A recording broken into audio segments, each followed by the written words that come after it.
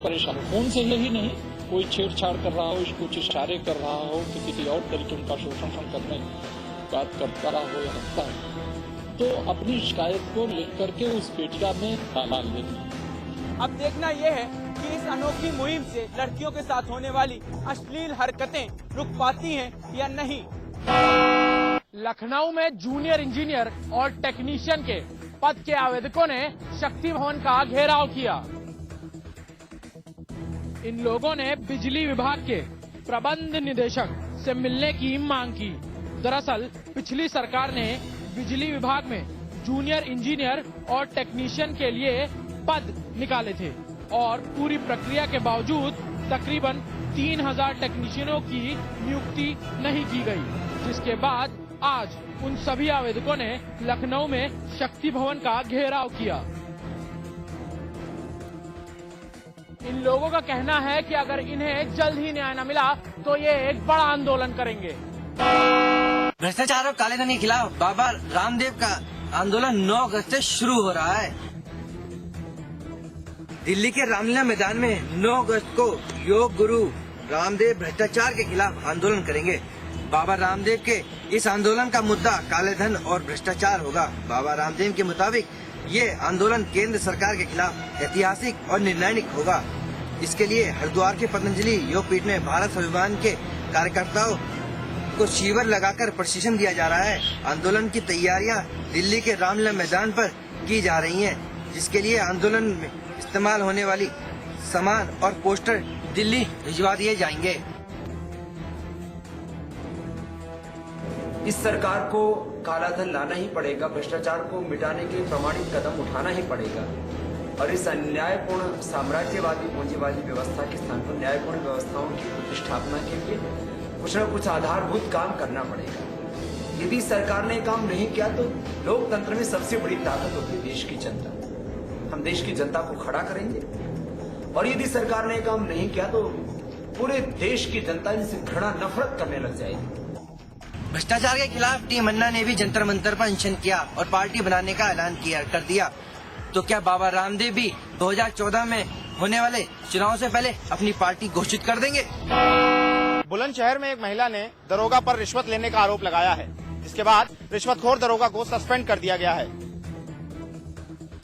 दरअसल कुछ दिनों पहले महिला के साथ मारपीट, लूट, बलात्कार की घटना घटी थी।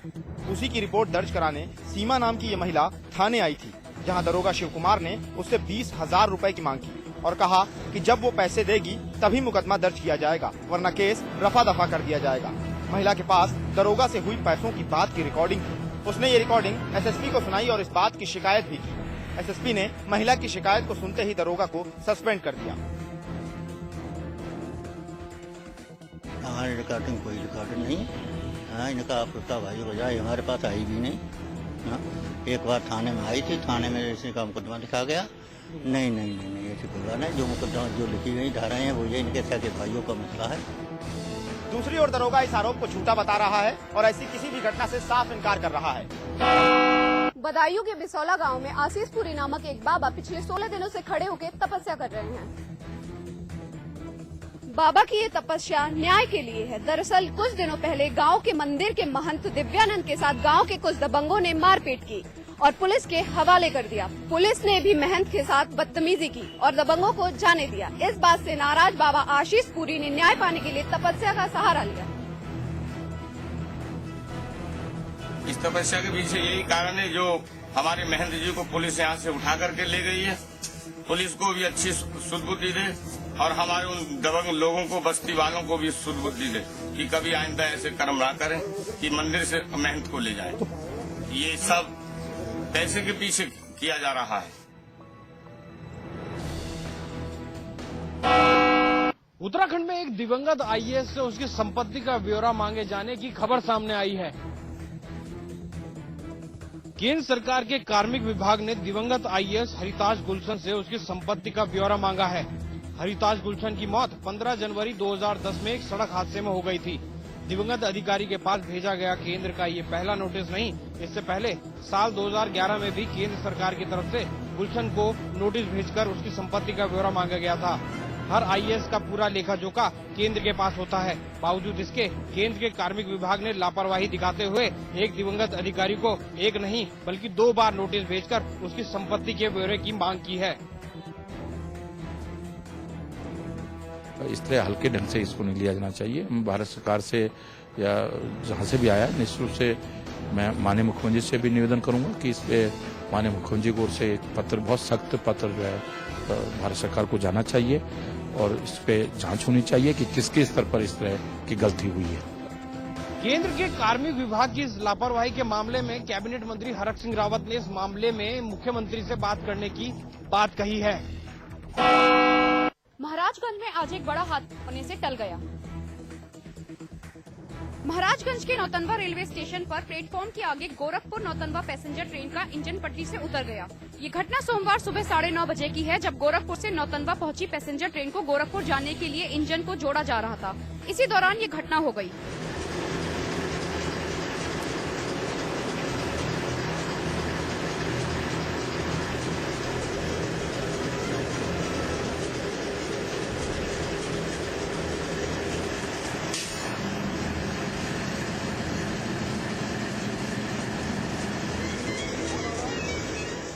राहत की बात यह है कि इस घटना में कोई हताहत नहीं हुआ। यूपी के गन्ना किसानों को इलाहाबाद हाईकोर्ट के लखनऊ बेंच ने दी है बड़ी राहत। इलाहाबाद हाईकोर्ट के लखनऊ बेंच ने यूपी सरकार से गन्ना किसानों के बकाया भुगतान का आदेश दिया।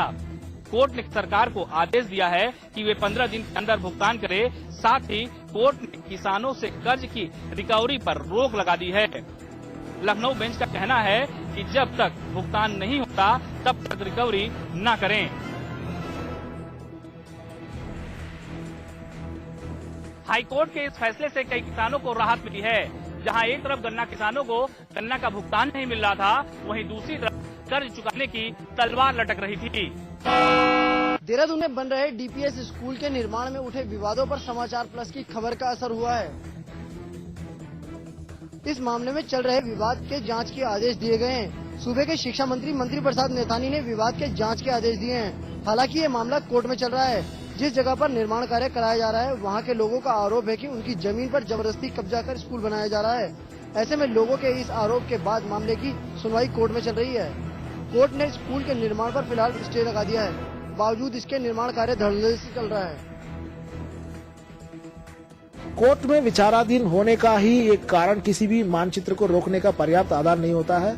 यदि कोर्ट में स्टे होगा और स्टे ऑर्डर को संबंधित पार्टी अगर दिखाते हैं, क्योंकि वाद तो सैकड़ों वाद होते हैं, केवल एक वाद किसी संपत्ति को लेकर के होने पर मानचित्र स्वीकृति का हम लोग मना नहीं कर सकते। ऐसे में इस खबर के समाचार प्लस पर दिखाए जाने के बाद शिक्षा महकमा हरकत में आया है। शिक्षा मंत्री ने इस विवाद पर जांच के आदेश दिए हैं। मातृ सदन के परमा अध्यक्ष स्वामी शिवानंद महाराज अपनी 5 सूत्री मांगों को लेकर सदन परिसर में ही अनशन पर बैठे हैं। स्वामी शिवानंद का कहना है कि जब तक उनकी मांगे पूरी नहीं होती तब तक उनका अनशन जारी रहेगा। स्वामी शिवानंद अपने शिष्य स्वामी निगमानंद की मौत की जांच के मामले में CBI द्वारा अपनाई गई कार्यप्रणाली से बेहद खफा हैं और ऐसे में स्वामी की मांगों में एक मांग निगमानंद की मौत की जांच को CBI की दूसरी टीम को सौंपा जाना भी है। डायरेक्टर अपने उन 3 वचनों का पालन करें, फिर मेडिकल बोर्ड बैठेगा जो ओपन होगा। दूसरी बात है कि CBI के देहरादून ब्रांच से जांच को लेकर के ईमानदार टीम को दी जाएगी। और तीसरी बात, वह स्वयं बोले कि आपकी संतुष्ट करना है। और चौथी बात है कि यह मिलाप दूसरी मिलाप चौधरी से की स्पष्ट तौर पर कल्प्रिट्स के कंट्रैक्ट ले लिए हैं।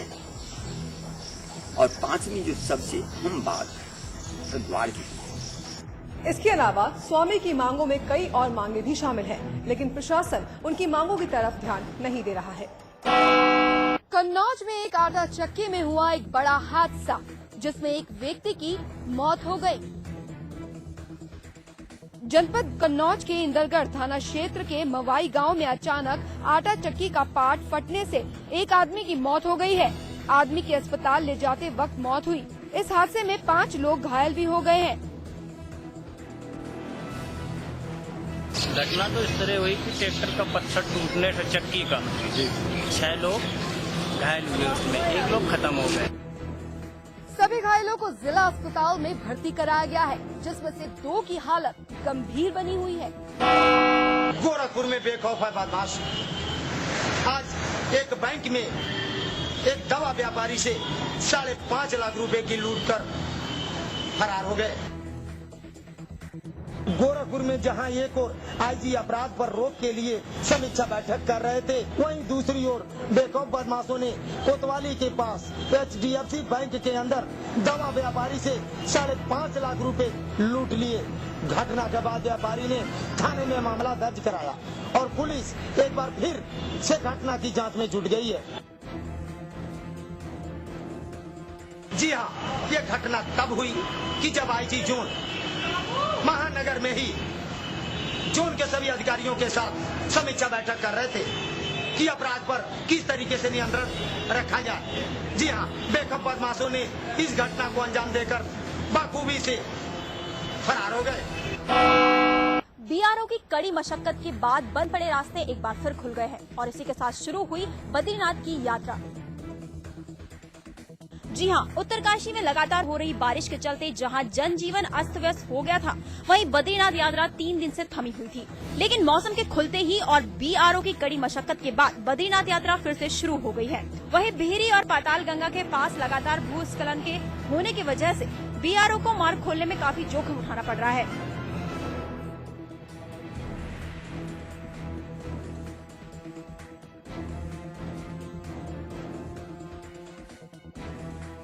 लेकिन इस खतरनाक मौसम में यात्रा करना खतरे से खाली नहीं। उत्तरकाशी की त्रासदी में जो लोग मारे गए हैं, उनकी आत्मा की शांति के लिए हरिद्वार में प्रार्थना की गई। उत्तरकाशी में बादल फटने के बाद मारे गए लोगों की आत्मा की शांति के लिए हरिद्वार में पूजा अर्चना की गई। ये पूजा हरिद्वार के गंगा घाट पर आयोजित की गई। इस पूजा अर्चना के दौरान लोगों ने आपदा में मारे गए लोगों की आत्मा की शांति की कामना की। साथ ही मां गंगा से ये प्रार्थना भी की कि वो उत्तराखंड में प्रकृति के कोप को शांत करें।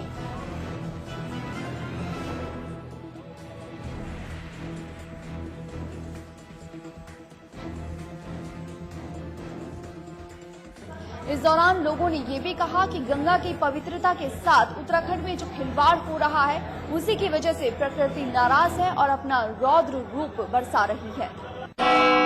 पहाड़ों में हो रही बारिश रुकने का नाम नहीं ले रही है। बारिश से चंपावत में भी बुरा हाल है।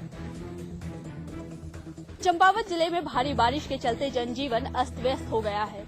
नदी नालों के उफान में होने के कारण कई सड़क और संपर्क मार्ग खराब हो चुके हैं। सड़कों पर मलबे के चलते आवागमन को रोक दिया गया है। अभी तक किसी प्रकार की जानमाल के नुकसान की कोई जानकारी नहीं है। कई जगहों पर भूस्खलन और भू कटाव की वजह से जोखिम भरे हालात पैदा हो गए हैं। भारी बारिश के चलते एक बार फिर उत्तराखंड में बिजली संकट गहरा सकता है।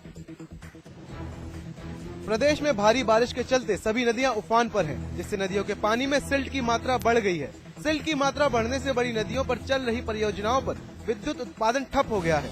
मुख्यमंत्री द्वारा हालांकि केंद्र से 1300 मेगावाट बिजली खरीदने की बात तो कही गई, लेकिन पहाड़ी क्षेत्रों में बिजली की सबसे ज्यादा कटौती लोगों के गले से नहीं उतर रही है। प्रदेश में बिजली कटौती की बात करें तो अलग अलग जगह पर अलग अलग समय पर बिजली काटी जा रही है, जिसमें राजधानी देहरादून में 55 मिनट, ऊधम सिंह नगर, हरिद्वार और ग्रामीण क्षेत्रों में 5 घंटे, गढ़वाल के पहाड़ी क्षेत्रों में 6 घंटे, कुमाऊं के पहाड़ी क्षेत्रों में 5 घंटे और हल्द्वानी, रुड़की, काशीपुर में 3 घंटे 20 मिनट बिजली काटी जा रही है। अगर बारिश का यही हाल रहा तो प्रदेश में बिजली संकट गहरा सकता है, जिससे निपटने के लिए सरकार के पास कोई भी व्यवस्था नहीं है। उत्तर प्रदेश में भारी बरसात से नदियों में उफान जारी है और बाढ़ का खतरा मंडरा रहा है। लखीमपुर, गोंडा, सीतापुर, बहराइच, श्रावस्ती, बाराबंकी, अंबेडकर नगर, महाराजगंज, फैजाबाद और बलरामपुर के साथ साथ कई जिलों में बाढ़ से हालात बिगड़ चुके हैं। घाघरा नदी का जलस्तर खतरे के निशान से 106.070 से बढ़कर 106.676 पहुंच गया है। पानी को देख आसपास के लोग दहशत में हैं। वहीं सरयू नदी 21 सेंटीमीटर खतरे के निशान से ऊपर बह रही है, जिसकी वजह से पास के गांव में मिट्टी का कटान जारी है।